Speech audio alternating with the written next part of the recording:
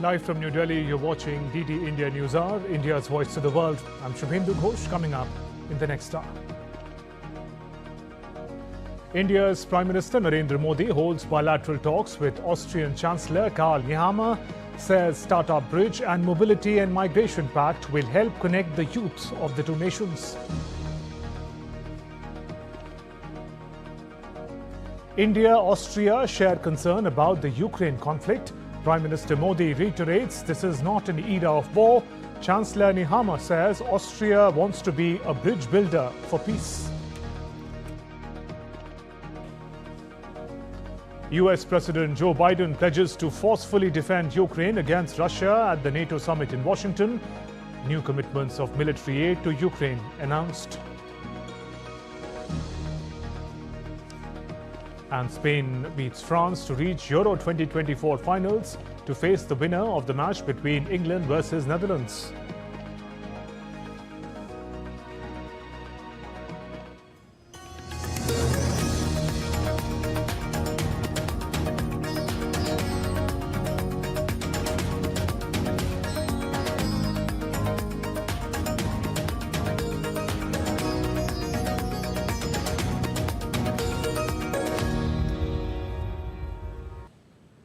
India and Austria have agreed to strengthen their partnership to strategic level. Addressing the joint statements at the Federal Chancellery, India's Prime Minister said both nations have shared belief in values like democracy and mutual trust, and shared interests further strengthen this relationship. हमने निर्णय लिया है कि संबंधों को strategic दिशा प्रदान की जाएगी। आने वाले दशक के लिए सहयोग का खाका तैयार किया गया है। यह केवल आर्थिक सहयोग और निवेश तक सीमित नहीं है। इंफ्रास्ट्रक्चर विकास, innovation, renewable energy, hydrogen, water and waste management. Prime Minister to give any required support. मैंने और चांसलर नेहमर ने विश्व में चल रहे विवादों, चाहे यूक्रेन में संघर्ष हो या पश्चिम एशिया की स्थिति, सभी पर विस्तार में बात की है। मैंने पहले भी कहा है, यह युद्ध का समय नहीं है। समस्याओं का समाधान रणभूमि में नहीं हो सकता। कहीं भी हो, मासूम लोगों की जान की हानि स्वीकार्य नहीं है। Austrian Chancellor Karl Nehammer, while addressing the press meet in Vienna, lauded India's success in infrastructure, digitization. He stressed that Austria needs to find new avenues of trade opportunities. 3,7 Milliarden Euro. 2.7 billion euro is the current trade volume. More than 150 Austrian businesses are operating in India, and we expect the number to increase, and there will also be Indian investments in Austria. There is high demand for economic cooperation, particularly when it comes to renewable energy, about environment and urban technology, urban development and infrastructure development. It's impressive to look at India's success when it comes to infrastructure, digitalization in society, and developing infrastructure at an enormous pace. Mit dem heutigen Business Forum. And speaking on the peace progress in Ukraine conflict, Austrian Chancellor Nehammer said Prime Minister Modi paid visit to Russian President, and hence it was important to hear Prime Minister's personal assessment regarding the intentions of Russia. Our shared objective is to achieve a comprehensive, just and permanent peace in line with the UN Charter. India is an important and influential and creditworthy country. India is the biggest democracy in the world, and therefore India's role, especially for Austria, is more than important when it comes to the peace process and future peace summits. India's Prime Minister Modi, Austrian Chancellor Nehammer and others attended the India-Austria business meeting in Vienna. About 40 businesses from India and Austria took part in this meeting.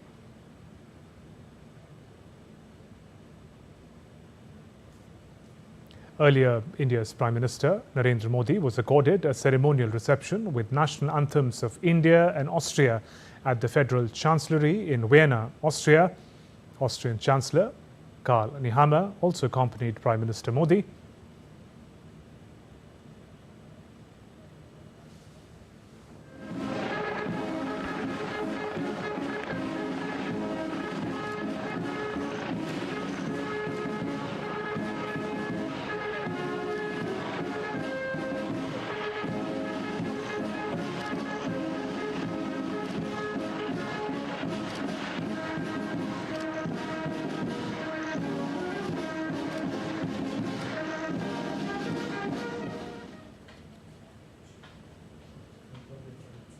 Later, Prime Minister Modi also signed a guest book. This is the first time an Indian Prime Minister has visited Austria in 41 years.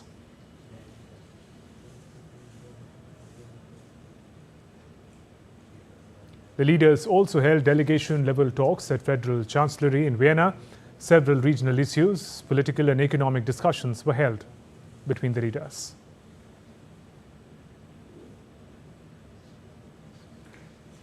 And DD India correspondent Gautam Roy now joins us live from Vienna with more updates. Gautam, what is the latest? If you can first fill us in about the outcome of the business leaders meet that Prime Minister and Chancellor participated in. Well, if you look at the statements itself, Shubhendu, what can be reflected upon or really considered to be the outcomes is that that the two leaders have been very forthright on the global challenges that the world faces, be it the issues of the conflicts that are unfolding in different parts of the world, be it the environmental challenge or that of terrorism as well.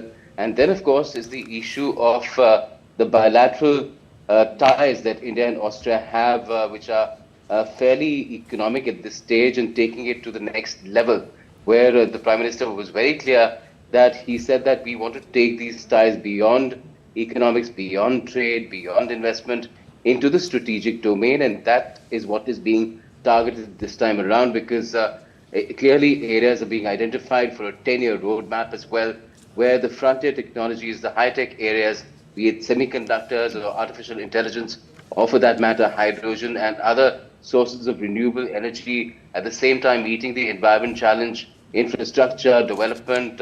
We have, when you talk about recycling, Austria has a lot of capabilities in that direction. So all these things are being identified, and a sort of roadmap is also being charted out to ensure that India and Austria derive the maximum benefit of their capability. There's already a migration and mobility agreement that is in place, which is comprehensive. Then, of course, there's a startup bridge between India and Austria. We saw how India and Austria business meeting also took place, where CEOs and similar representatives of about 40 Indian and Austrian companies, and on the Indian side, about a dozen of them, 5 of which were startups, 2 from aerospace, a wide range of Austrian companies from semiconductors to recycling and to, of course, biofuels as well, apart from core engineering and infrastructure segments were there. So all these business leaders have also presented a certain plan that will be put in place now by the governments as well to take these ties forward. There's already trade that is taking place between India and Austria to about $3 billion. There are investments of around almost $2 billion mutually between India and Austria so far, but this has to be given a quantum leap using frontier technologies and frontier scientific achievements and developments such as quantum entanglement as well, which will also feature a little later in the Prime Minister's program. And Gautam, significant attention and remarks on the ongoing Ukraine conflict. Prime Minister Narendra Modi reiterates it's not an era of war and resolutions can't be found on the battlefield. Yes, India has been very clear about what sort of a stand has been presented. Not just he repeated, in fact, almost what he said in Moscow itself, where there is already an ongoing conflict in Ukraine going on, and the same could apply to what is happening in Gaza as well, which is respect for the territorial integrity of territories, condemnation of any loss of lives, and also saying that this is not an era of war, and there is no solution that can be coming out of the battlefield. So these have been the leitmotifs really for Prime Minister Modi when he has been at these international stages. This is, remember, his first set of bilateral engagements in Moscow and Vienna, but he's been, after he got elected for the third time, to Italy as well for the G7 summit, where he was an invitee by Italy and his counterpart there, Prime Minister Meloni. So there also he has been very clear as to what sort of a solution is India seeking for these global challenges. He even said in the case of Austria, since environment and climate change is a big challenge, he would like Austria to join the International Solar Alliance and CRDI, these two India initiatives. They are global initiatives which can be a source of a solution, at least if not completely, partially, to the kind of challenges on the energy and the renewable energy and climate change fronts that the world faces. So these are some things that Prime Minister Modi wants to highlight at every global stage as well, which has happened in Vienna too. And he's also invited his counterpart to come to New Delhi as soon as possible, as soon as things can be worked out between the two governments as well. Right. Gautam, on the issue of the Ukraine conflict, it's also interesting to note this development because on the other side of the world, there's a NATO conference going on where a greater military aid is being agreed upon, but different conversation about peace resolution through dialogue is happening here. Well, yes, and these are also very important because you cannot, or you shouldn't rather have one without the other, because if you're talking about unwavering support for Ukraine, you have to also look for a solution, because again, I'll have to go back to what the Prime Minister said. Through the battlefield, there cannot really be any solution. There has to be dialogue. There has to be a certain level of mutual trust. One has to come to the table. An Austrian leader saying that Austria could act as a bridge, as a bridge for peaceful negotiations, as it has done in the past in history. Yes, that's because Austria is not a member of NATO. It is a member of the European Union, but it's not a NATO member. It's neutral in that respect. So both India and Austria have, in a way, not exactly, but in a way that in common, that because they are not partisan in this conflict, not on either side. So that's where Austria is saying that it can act as a bridge, and even India could use its good offices on that account. And India has always been open to that. India's had an open offer on that front. Prime Minister Modi's made that point as well to President Putin in Russia, in Moscow, when he was there before he came to Vienna. So that is something that has been around. India has been advocating that for a long time. India has a global voice. It is the voice of the global south as well. And that is taken seriously. But such is the nature of this conflict that things are taking a little bit of time to get resolved. Right, coming to the bilateral ties between India and Austria, Gautam, how do you also see India's multifaceted engagement with Austria in diverse areas, also an important outreach and connect with the European Union as a whole, with whom it doesn't have a direct free trade agreement like set up as yet? Well, yes, it just shows us that even if a country like Austria, a Central European country, a key country, is part of the European Union, there is, of course, willingness to have a trade agreement on that front as well. That's a work in progress, where perhaps Austria could also use its good offices. But already there is a lot of interaction. I mean, this might have been the first prime ministerial trip in over 4 decades that is taking place from India to Vienna. But the levels of engagement at the ministerial level and other levels have been going on. We've had the foreign minister coming here. We've had even on multilateral fora, leaders of the two countries meeting each other. In fact, the current foreign minister used to be the Chancellor, and he's met Prime Minister Modi in Glasgow as well. So all that has been going on, which is why we have ties at a certain level where you have trade and you have investments going on too. But again, the scope is tremendous, and if these things like the India-EU trade agreement are worked out, that will really give a huge impetus, apart from identifying new areas such as the futuristic areas that will be, of course, the business leaders there as well have been advocating about semiconductors, artificial intelligence, hydrogen, deep engineering, infrastructure development. A lot of Austrian companies have very, very refined, advanced capabilities in railway track laying, in other areas as well, where you have recycling, waste to energy, waste to wealth, and of course tackling the plastic problem that the world faces as well. So all these issues which pose a tremendous danger. We already are in a world where perhaps we're getting attuned to the fact that before pre-industrial levels of 1.5 degrees Celsius of temperature would be rising. It probably has already risen, and the world has to be ready for that. So to tackle all these problems, it is perhaps even bigger than the kind of conflicts that are going on in the world. Because if you don't pay attention to it now, perhaps we will never be able to tackle it at all. Right, Gautam, and finally, if you can take us through the engagements ahead for Prime Minister, and also if you were to take a macro view of Prime Minister's visit to Austria, before that Russia, and also his engagement with G7 leaders immediately after his third term began. How do we see India's policy of strategic autonomy at play? Well, we definitely see that because India is a country which is or has to cater to a huge number of people.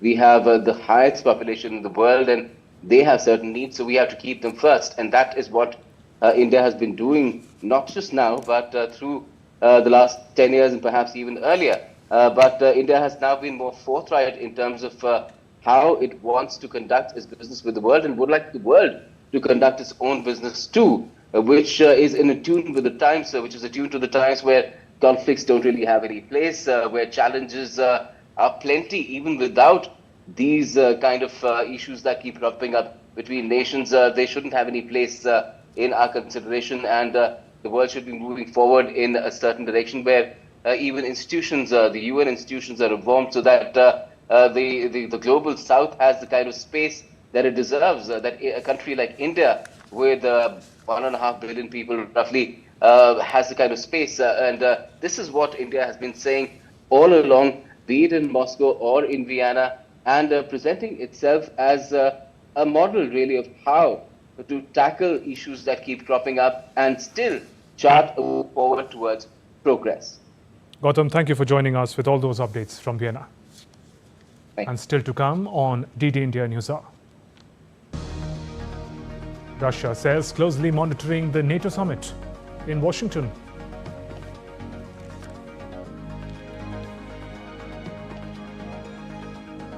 Biden meets union leaders as Democrats call exit race continue.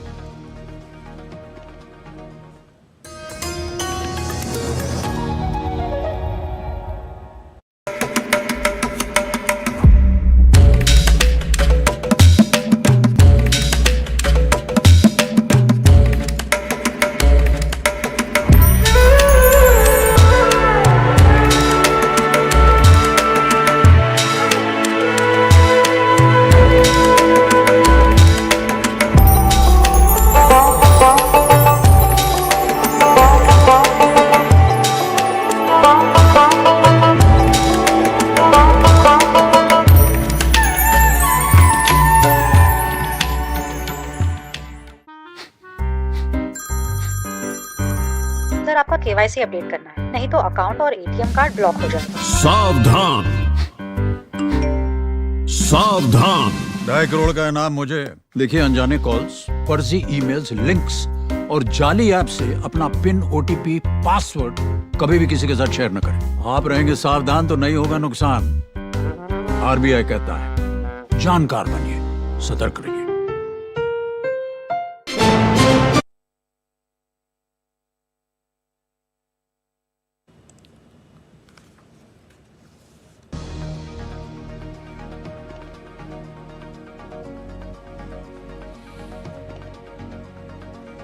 Welcome back. You're watching DD India News Hour. I'm Shubhendu Ghosh. Speaking in the Israeli parliament, Defense Minister Yoav Gallant has said on Wednesday that 60% Hamas terrorists have been killed or wounded as a result of Israel's military offensive in Gaza. We have eliminated or wounded 60% of the Hamas terrorists. We have disbanded 24 battalions, or the vast majority of them. We have returned half of the hostages, and we are determined to retrieve the rest. And all of us, the security establishment and myself, heading it, are determined to achieve the goals of the war and complete them. The Israeli army released a video on Wednesday showing what it says were ground forces operating in Gaza as negotiations to secure a ceasefire were set to resume. The Israeli military says in a statement that its forces were continuing operations in Gaza against Hamas and its ally Islamic Jihad, who they had operated from inside the United Nations Relief and Works Agency facilities, using it as a base for attacks. Moving on, world leaders have gathered in Washington for NATO summit as the organization celebrates its 75th anniversary. French President Emmanuel Macron, British Prime Minister Keir Starmer arrived in Washington, D.C. on Tuesday, marking his inaugural appearance at a global summit since taking office. Prior to his departure, Starmer pledged to honor his campaign promise to boost UK's defence spending to 2.5% of the GDP, but emphasised that this increase would only occur when fiscally feasible. In relation to defence more generally, we will carry out our strategic review to look at the challenges, the capabilities, and on the back of that make further plans. I am committed to that 2.5% within our fiscal rules, but that strategic review needs to come first. But today, in tomorrow and the next day, is all about standing together with our allies, discussing practically how we provide further support for Ukraine and send a very, very clear message to Putin that we will stand against Russian aggression wherever it is in the world. NATO Chief Jens Stoltenberg urged leaders of the Transatlantic Security Alliance to maintain support for Ukraine in its war against Russia's invasion, declaring that the outcome of the conflict would shape global security for decades. And DD India's Nick Harper has sent us this report from Washington, D.C. We've got dozens of world leaders here in Washington, D.C., and yet really all eyes are on Joe Biden to see how he performs over the next few days. The White House had to push back during Tuesday's briefing with reporters on those visits by the neurologist to the White House. Again, the press secretary saying that the US president is not being treated for Parkinson's, that the neurologist has only seen Biden 3 times over the last 3.5 years, and that was during his annual physical, as would be normal procedure. We saw Joe Biden on Tuesday evening in a speech marking the 75th anniversary of the alliance, really making a forceful case for support for Ukraine. The headlines here in Washington this Wednesday morning suggesting that Joe Biden did what he needed to do, that he seemed competent in the job, that he spoke well, he spoke fluently, even though he was using a teleprompter. And I think in many ways the next couple of days for Biden is all about reassuring those NATO allies that he is up to the job, that if he gets re-elected, he has the mental agility for another 4 years in office, because there is that concern from NATO allies that Donald Trump might return to the White House. Remember, he is a NATO skeptic. He's suggested that he might even pull the US out of NATO. He certainly suggested that he would not come to the military aid of other NATO members if they were attacked, if they hadn't given enough financial support to the alliance. So all eyes on Biden, with the worry about Trump in the backdrop. And I think the next couple of days, with those speeches, in particular Thursday when he has a solo press conference, will be very closely watched by politicians here in Washington, but also from leaders around the world who've gathered in DC for this summit. Meanwhile, the US and its allies will deliver 5 additional air defense systems to Kiev, affirming their full support for Ukraine. The announcement comes from US President Joe Biden while awarding NATO Secretary General Jens Stoltenberg with United States' highest honor, the Presidential Medal of Freedom.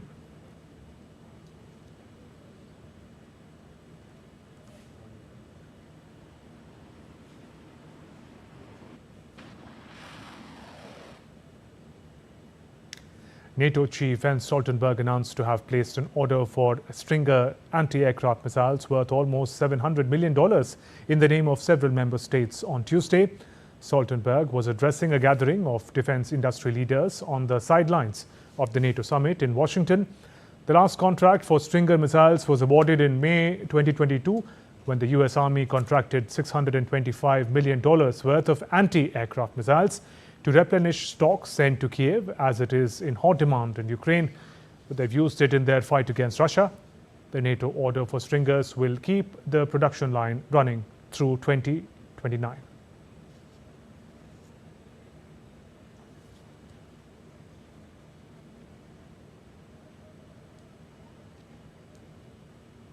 The grinding Ukraine-Russia conflict is going to dominate private conversations between leaders of the 32 NATO member countries. NATO Secretary General Stoltenberg appeared with US Secretary of State Antony Blinken, announced that there will be some decisions on Ukraine during the summit. Members have a full agenda focused on military and financial aid for Ukraine and offering some pathway forward for eventual NATO membership for Kiev.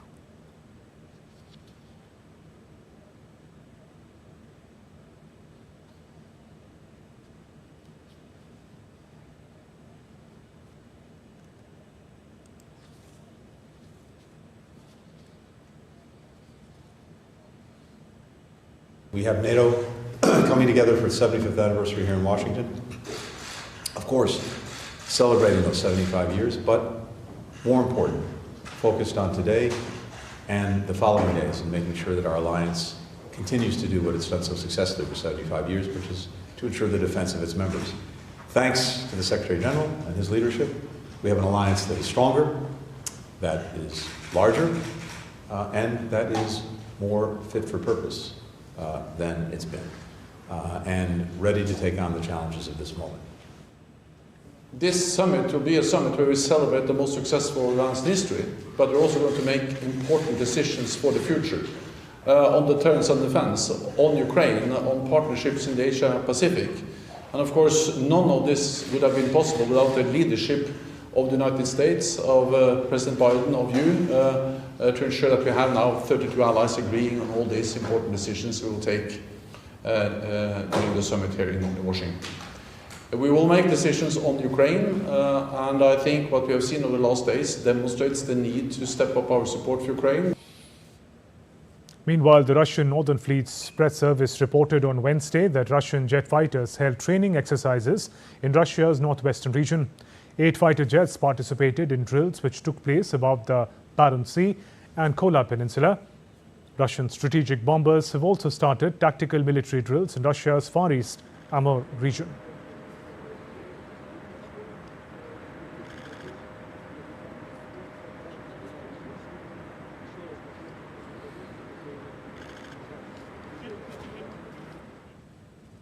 Bilateral meeting between US Secretary of State Antony Blinken and Ukrainian Foreign Minister Dmytro Kuleba led to the renewed support for Ukraine. Both the leaders met at the State Department during the 3-day NATO summit in Washington, D.C.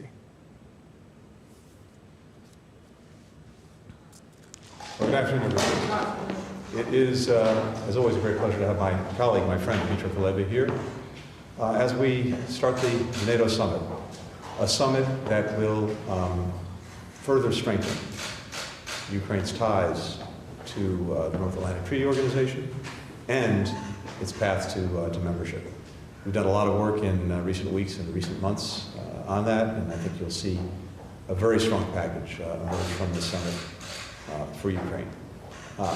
More broadly, we've been working closely together to make sure that as things move forward, Ukraine has what it needs to stand strongly on its own feet, militarily, economically, democratically.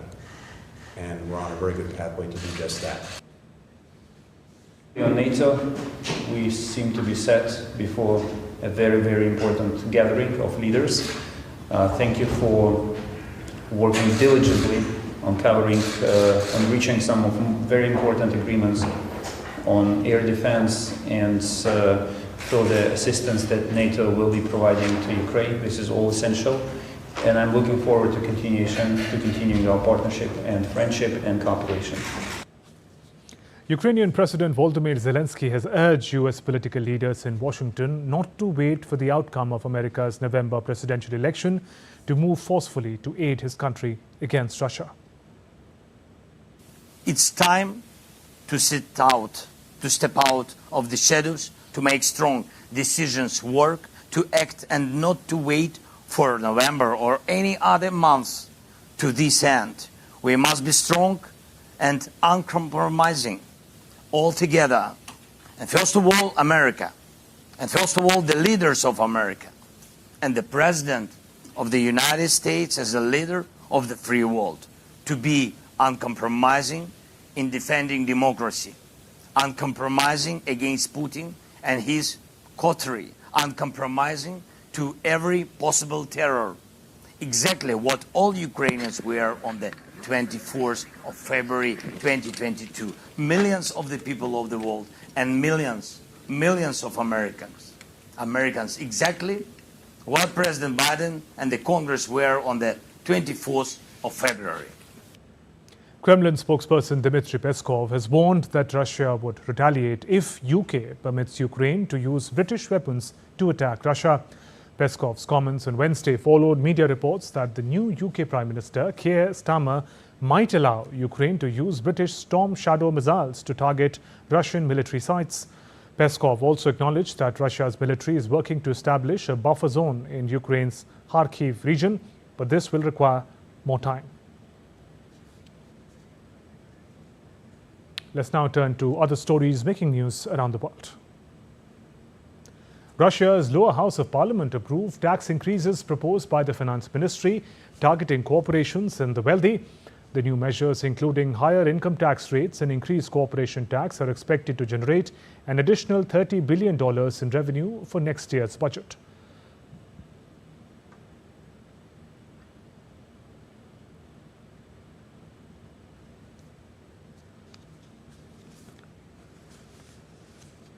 And still to come on DD India News Hour. External Affairs Minister Dr. S. Jaishankar to host his counterparts for the second BIMSTEC Foreign Ministers Retreat in New Delhi on 11th and 12th July 2024.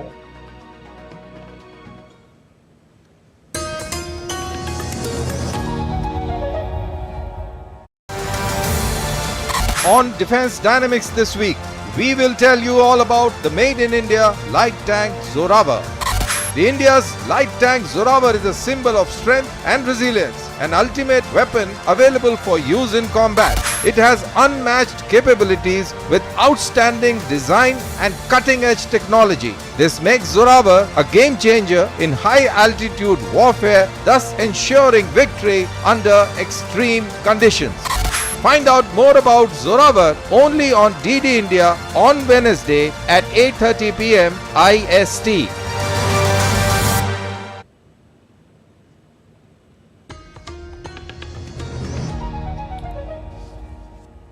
Welcome back. You're watching DD India News Hour. I'm Shubhendu Ghosh. Our top stories. India's Prime Minister Narendra Modi holds bilateral talks with Austrian Chancellor Karl Nehammer, says Startup Bridge and Mobility and Migration Pact will help connect the youth of the two nations. India and Austria share concern about the Ukraine conflict. Prime Minister Modi reiterates this is not an era of war.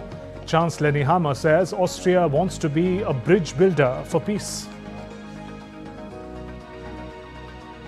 US President Joe Biden pledges to forcefully defend Ukraine against Russia at the NATO summit in Washington. New commitments of military aid to Ukraine announced. Moscow is closely monitoring the NATO summit in Washington. The Kremlin says NATO has regularly declared its aim to inflict a strategic defeat on Russia on the battlefield and is taking part directly in the Ukrainian conflict on the side of Ukraine. DD India's Dasha Chernyshova has more from Moscow. Moscow says it will closely monitor a NATO summit in Washington as the alliance is fighting on Kyiv's side. Russian presidential spokesman Dmitry Peskov said Moscow would follow with the greatest attention the rhetoric at the talks and the decisions that will be taken and put on paper in Washington, all that given NATO's hostile stance towards Russia. Moscow also insists that NATO is unwilling to listen to Russia's concerns or any peace initiatives on settling the Ukrainian conflict. It also says that Kyiv's allegations that Russia deliberately hit a children's hospital in Kyiv is a provocation aimed at asking NATO for more military aid. Russia says NATO's aggression has led to the conflict in Ukraine in the first place, and the continuous supplies of weapons is also escalating the tensions. Moscow says that finding a negotiated solution is possible, and Russia has never walked out from the negotiations table. Dasha Chernashova in Moscow, reporting for DD India. Russia's UN ambassador said that his country was not responsible for Monday's attack on Kiev's main children's hospital at the United Nations Security Council on Tuesday. The Kremlin says it was Ukrainian anti-missile fire, not Russia, that struck the children's hospital, which is one of Europe's largest and treats patients with serious conditions such as cancer and kidney disease. They probably saw many analyses of what happened on photos and videos, from which it clearly follows that this was a missile of the Ukrainian air defense. It's the 75th anniversary of the NATO alliance, with support for Ukraine topping the agenda, but President is fighting for political survival after poor debate performance. Joe Biden is struggling to convince Democrats that he's still mentally fit to run for re-election. Kate Fisher reports from Washington, D.C. As Joe Biden welcomed delegates to the summit in Washington, D.C., much of the focus was actually on him. At aged 81, he's older than the NATO alliance, an alliance that he hailed, and he pledged that Ukraine can and will stop Russia. The speech was forceful and clear, and so any of his critics expecting to see a stumble like those that he had during the presidential debate would have been disappointed. But this wasn't evidence that he can handle a high-pressure situation. This was scripted, and he read off the teleprompter throughout. He is hoping that this NATO summit will be a chance for him to turn the page on a global stage to show not just the American people but the world that he is capable of doing this job and being re-elected to do the job. But it is distracting from the work that NATO actually wants to do and what the leaders are here in Washington, D.C. to achieve. Now, domestically, Joe Biden has survived so far. A handful of Democratic lawmakers have come out publicly and said that they think he needs to stand aside and pull out of the presidential race. But on Tuesday, there were closed-door meetings of House and Senate Democrats where this topic was discussed. And when they finished, nobody left those meetings. No leadership in the House or the Senate left those meetings calling for him to go. They were all backing Joe Biden. Perhaps the biggest test this week, then, that he's going to face, having survived those meetings, is on Thursday at the NATO summit, when he will be giving an unscripted press conference, which will be the first time that reporters have a chance to ask him questions face to face since that disastrous debate. In Washington, Kate Fisher reporting for DD India. US President Joe Biden returns to the campaign trail on Wednesday, railing the key constituency of Labour leaders, as some fellow Democrats continue to persuade him not to run again. For the past 13 days, 81-year-old Biden has been working to stem defections from Democratic lawmakers, donors and other allies worried he might lose to Republican Donald Trump, 78 years old, after his halting June 27th debate performance. Biden will join the AFL-CIO's Executive Council meeting in Washington on Wednesday to take questions from leaders of major US labor unions and discuss their shared commitment to defeating Donald Trump this November. US President Biden is under severe scrutiny over his physical and mental ability and health. This is after his disastrous presidential debate with Republican rival Donald Trump. A growing number of Democrats in the U.S. Congress are calling on Biden to end his re-election bid. Representative Mickey Sherrill became the 7th House Democrat to call on Biden publicly to drop out of the race, saying in a statement the stakes are too high and the threat is too real to stay silent. Many more have expressed worries that Biden has not done enough in the ensuing days to convince voters that the debate was an aberration rather than a true reflection of his abilities. But the president continues to argue that he is best positioned to defeat former President Trump, whom he cast as a singular threat to American democracy. As campaigning for U.S. presidential election gains momentum, former U.S. President and Republican candidate Donald Trump took a jibe at President Joe Biden and Vice President Kamala Harris during a rally in Florida on Tuesday. He claimed that Democratic Party can't decide which of their candidates is more unfit to be president. Whatever happened to common sense in government? We've got it. We've got more than anybody's ever had. Meanwhile, the radical left Democrat Party is divided in chaos and having a full-scale breakdown, all because they can't decide which of their candidates is more unfit to be president.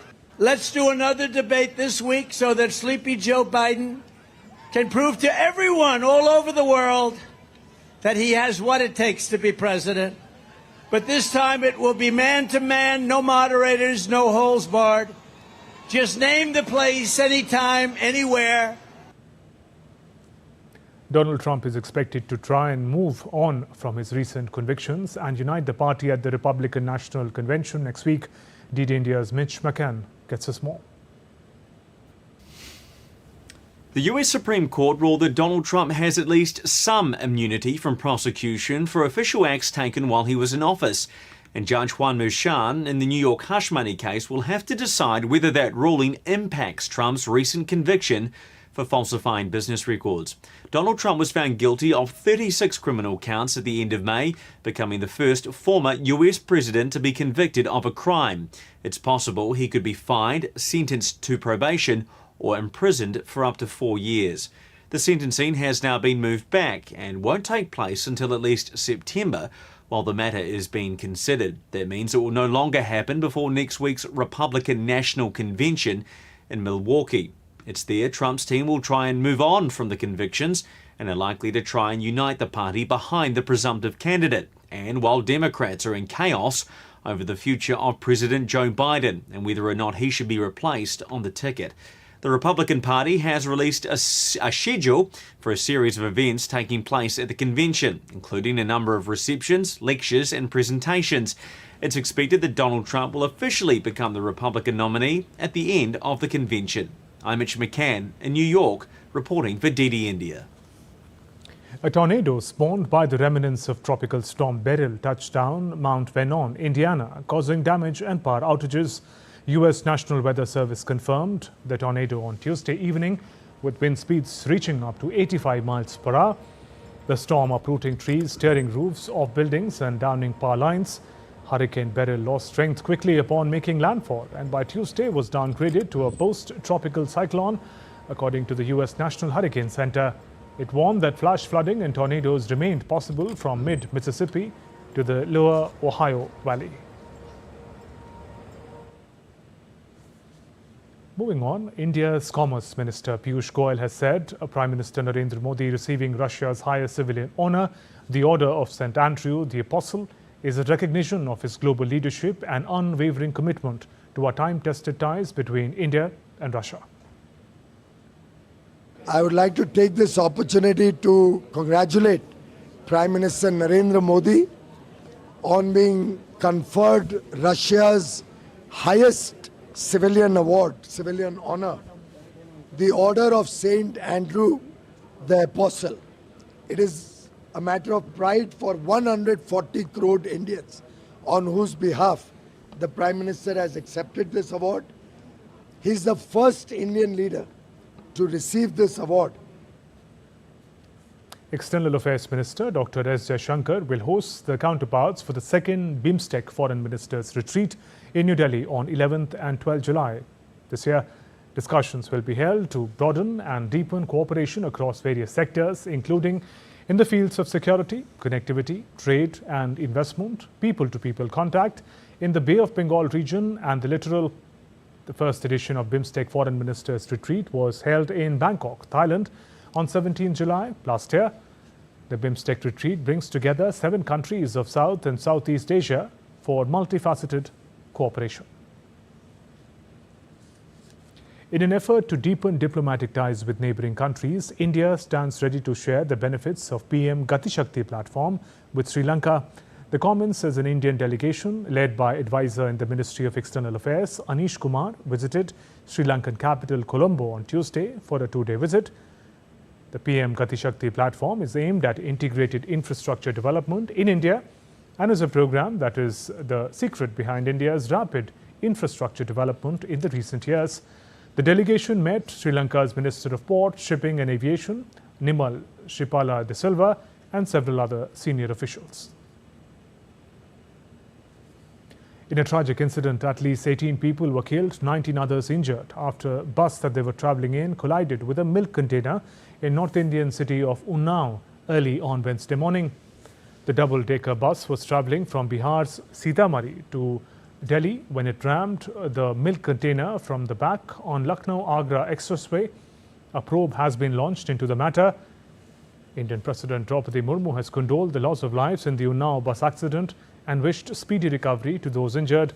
Prime Minister Modi has announced an ex gratia of Rs 2 lakh from PM NRF fund for the next of kin of each deceased in the mishap in Unnao.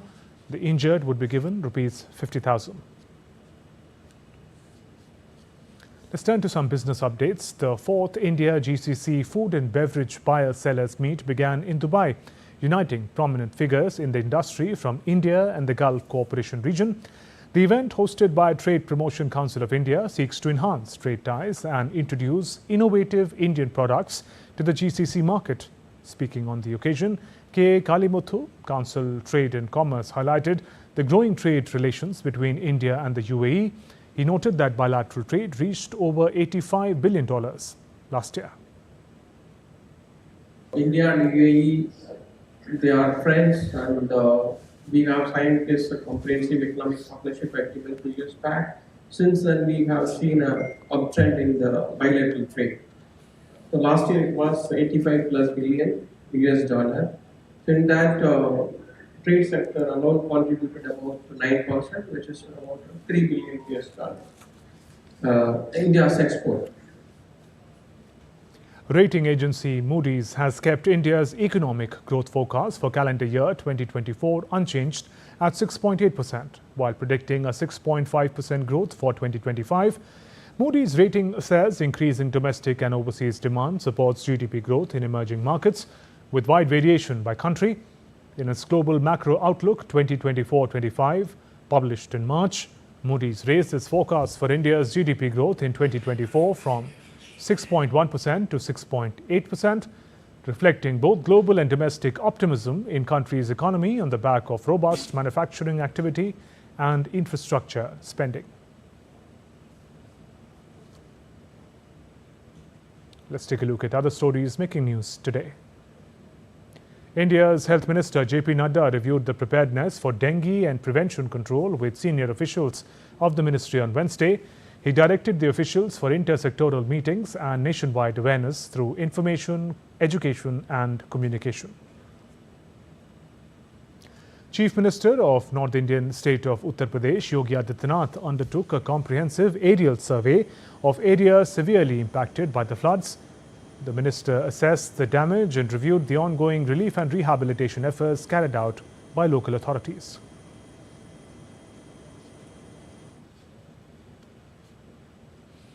Joint Secretary of India's Defence Ministry, Amitabh Prasad, led the Indian delegation for the 12th Joint Defence Cooperation Committee meeting in the UAE. Army and Navy staff talks were also held on the sidelines of the meeting.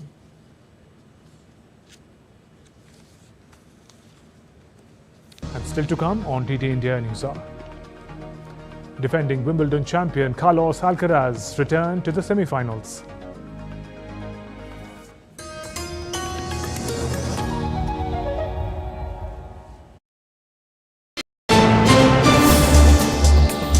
Voice of a rising aspirational world.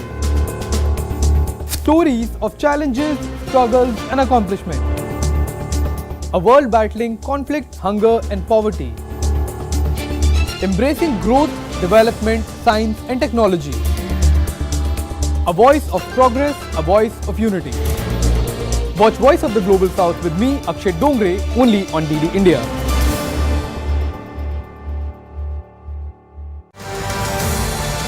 On Defense Dynamics this week, we will tell you all about the Made in India light tank Zoravar.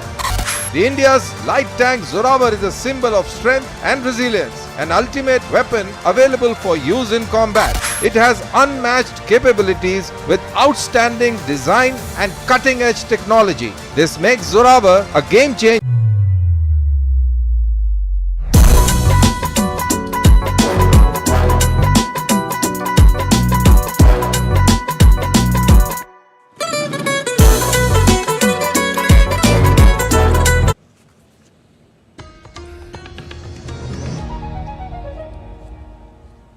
Welcome back. You're watching DD India News Hour. Time for all the action from the world of sports.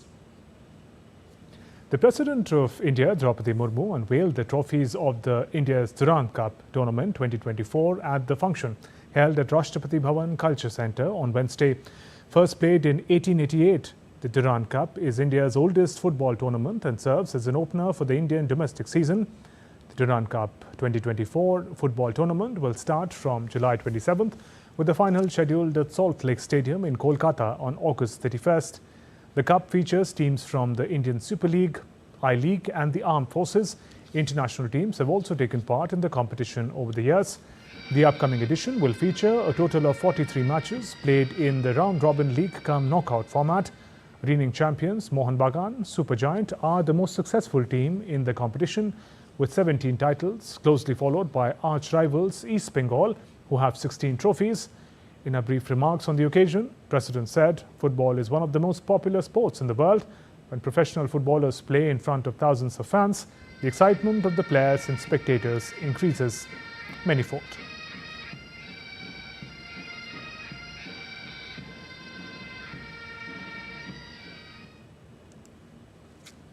मैं Durand cup tournament के आयोजन से जुड़े सभी लोगों की सराहना करती हूं। इस प्रतिष्ठित टूर्नामेंट में भाग लेने वाले सभी खिलाड़ियों को मैं अपनी शुभकामनाएं देती हूं। मुझे विश्वास है कि आप सब दृढ़ संकल्प और स्पिरिट ऑफ स्पोर्ट्स के साथ खेलेंगे। मैं इस खेल में भाग लेने वाले सभी खिलाड़ियों को कहना चाहूँगी कि चाहे आप जीते या हारे, खेल में स्वस्थ प्रतिस्पर्धा होनी चाहिए और आपको दूसरी टीम्स का सम्मान करना चाहिए। खेल में कभी-कभी आवेग और आवेश पैदा हो जाता है, लेकिन खिलाड़ियों को अपनी भावनाओं को सही दिशा देने और खेल में सर्वश्रेष्ठ प्रदर्शन करने के लिए भरपूर प्रयास करना चाहिए। The Netherlands are up against England in the second Euro semi-finals in Dortmund on today. England have limped into the last four with tepid performances against opponents they should have beaten easily, while the Netherlands were 20 minutes from elimination before their quarter-final fight back against Turkey.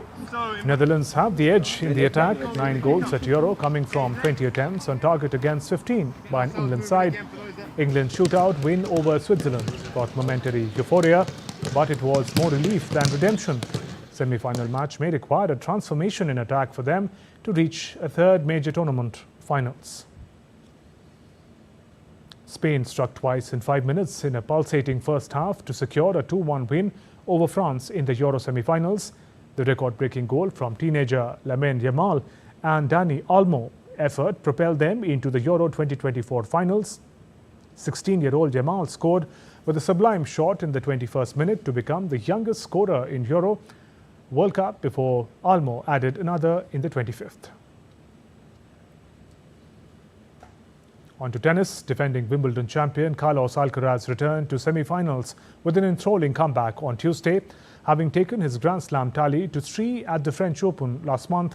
Alcaraz pushed on in his quest to retain a major trophy for the first time and cement his big league status by rallying past American Tommy Paul 5-7, 6-4, 6-2, 6-2. Alex Sinner was heavily backed to succeed at the grassroots Grand Slam, but the ailing 22-year-old came crashing down to earth against 5th seed Daniil Medvedev. Sinner put up a brave fight after a timeout due to illness, but the Italian was unable to prevent a 6-7, 6-4, 7-6, 2-6, 6-3 defeat.